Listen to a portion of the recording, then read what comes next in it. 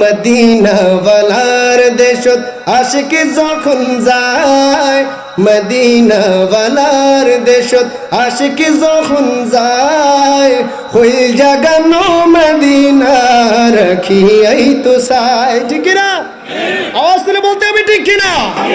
Medina ওয়ালার দেশত আশিক যখন যায়, মদিনা ওয়ালার দেশে আশিক যখন যায়, কই জাগানো মদিনা রাখি এই তো সাই, কই জাগানো মদিনা রাখি এই তো সাই।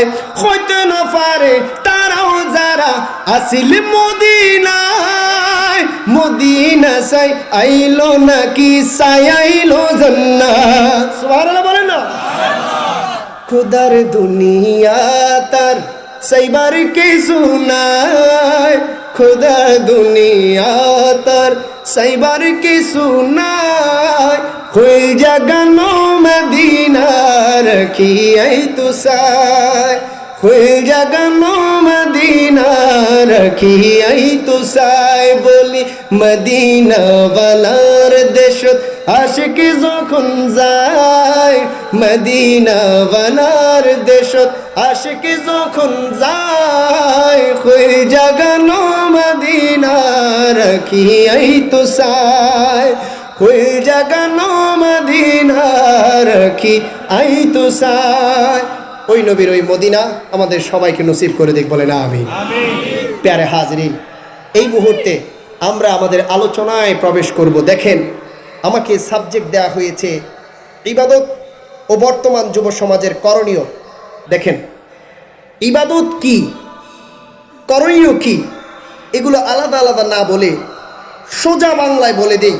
যারাই আছেন এখানে, আমার ক্ষুদ্র জ্ঞানে মনে হয় যদি আমরা এই সমাজে এই ফিতনার জমানায় ইমান আমল আকীদা বাঁচিয়ে রেখে আল্লাহওয়ালা বান্দা হতে চাই, আমাদের করণীয় 5টা।